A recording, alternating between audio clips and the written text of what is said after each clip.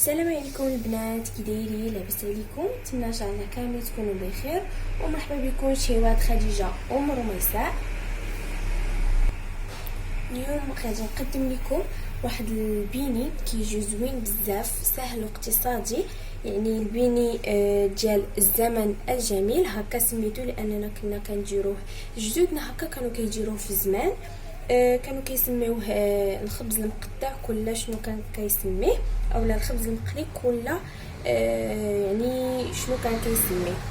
فخليكم البنات ما تمشيو فين، خليكم تشوفوا الفيديو حتى الاخر. وما تنساوش الى عجبكم الفيديو ديروا لي لايك والاشتراك في القناه وتفعيل الجرس باش يوصلكم الجديد ديالي. وما تنساوش تكتبوا لي التعليقات ديالكم، لان التعليقات ديالكم كيفرحوني بزاف بزاف. وما نطولش عليكم وندوز للمقادير. بالنسبه للمقادير غنجيبوا واحد الزلافه، غنديروا فيها ملعقه صغيره من خميره الخبز اولا الخميره الفوريه. غنديروا ملعقه صغيره كذلك من السكر الخشن اولا سكر سنيده.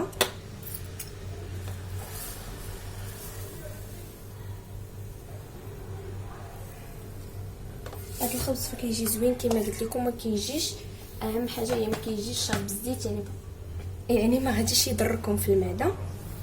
ونصف كاس تاع الحليب دافي.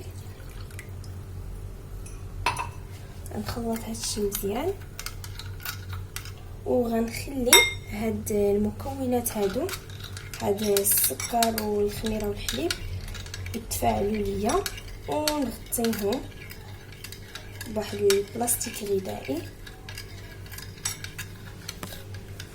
نخليها تفاعل ليا تقريبا واحد 10 دقائق. هنا رجعت الخميره ديالي، ها هي تفاعلت ليا كما قلت لكم. خليوها تتفاعل مده 10 دقائق. غنحركها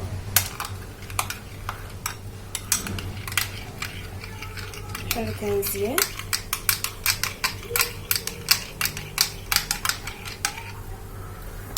هنا غنجيب واحد الاناء درت فيه كاس ديال الدقيق العبار بكاس ديال العنبه، درت فيه قبصه ملح، غنديرو ملعقه صغيره من الخل، سواء الخل الابيض او الاخر، يعني بحال ملعقه صغيره. هذا الخل كيساعد لينا على هذا البني انه يجي لينا مفشفش وخفيف وما يكونش كيضر كما قلت لكم في المعده، او لا يكون تيتهضم ليكم دغيا، يعني ما تيجيش شارب الزيت. هنا نجمع بحال هكا هاد البيني ديالي تتكون لينا عجين.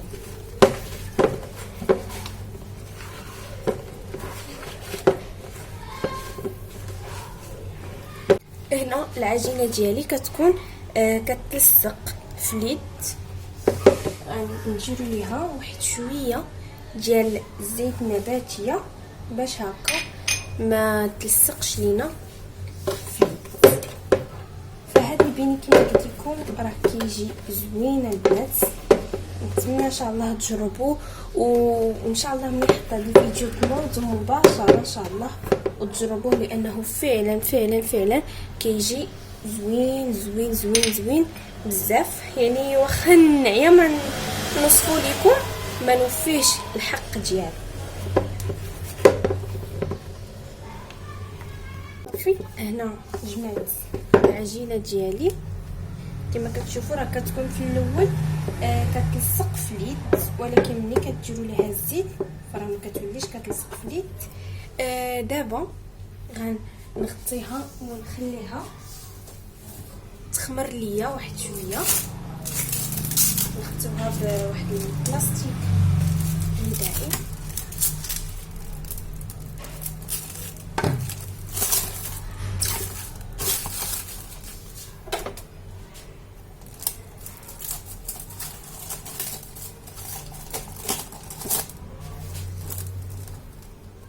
هذا البيني دغيا كيوجد ممكن ديروه الكوتي حتى هو كيجي زوين بزاف.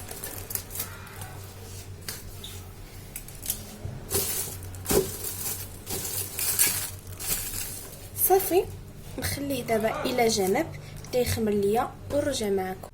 ها هي العجينه ديالي من خمرات.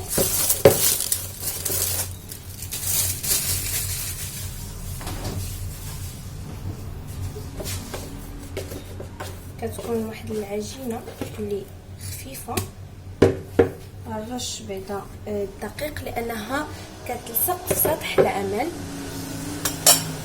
نجيب شويه ديال الدقيق،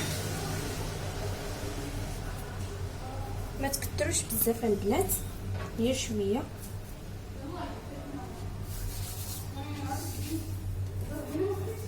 نجمعها على شكل كويره.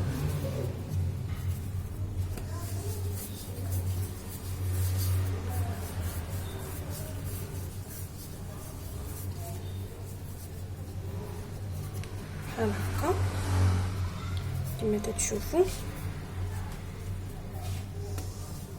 ها هي دابا غنبدا نسرحها اولا يعني ياجيك غنبدا نسرح فيها، وضروري بمساعده شويه ديال الدقيق لانها كتلصق لكم حتى في المدلك. وسطح العمل حتى هو مره رشوه بالدقيق. هانتوما شفتوا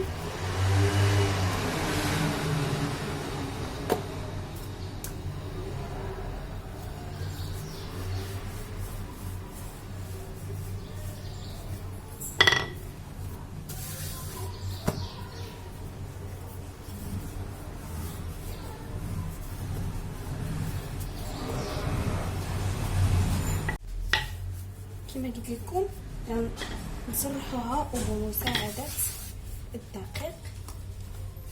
العجينه كتكون زوينه وخفيفه، ممكن تسرحوها بيديكم كذلك. غنديروها بحال هكا على شكل دائري، يعني بحال شي خبيزه. نتمنى تكون الصوره واضحه.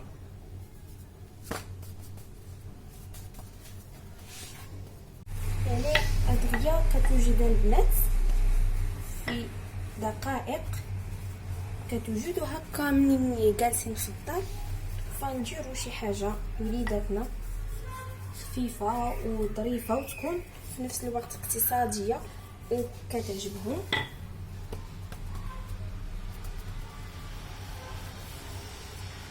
صافي بحال هكا. هنا غنجيب القطاعه، هذه القطاعه ديال البيتزا، ما يكونوش باينين لكم هكا الصباع. بحال هكا بسم الله.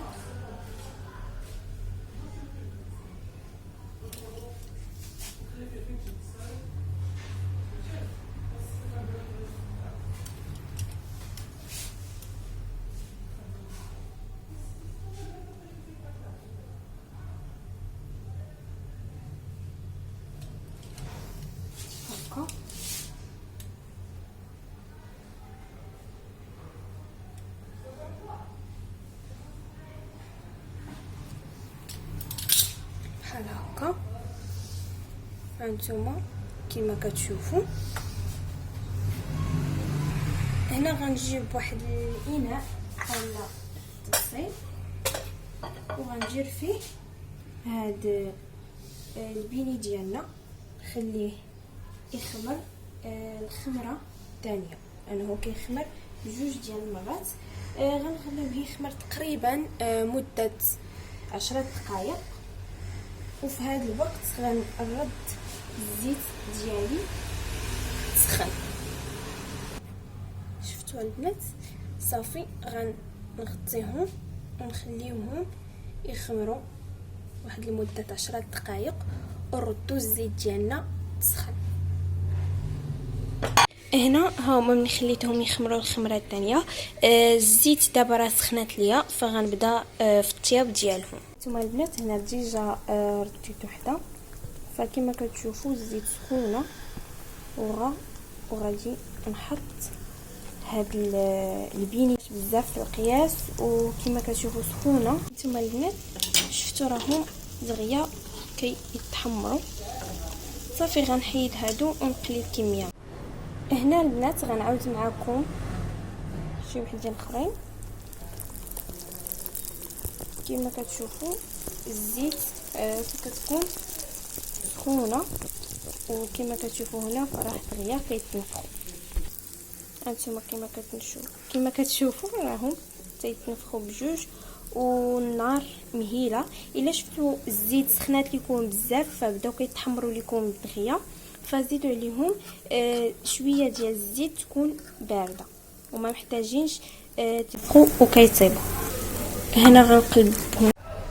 ها هما البنات ملي قليتهم درتهم هنا كما كتشوفوا ما كاينه حتى شي نقطه تاع الزيت.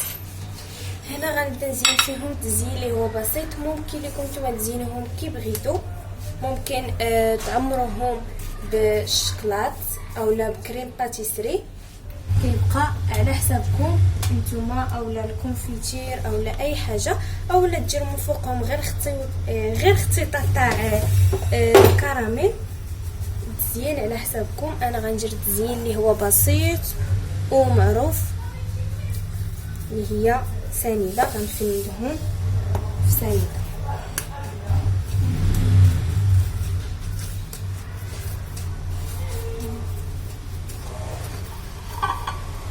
وغنحطهم في طبق التقديم.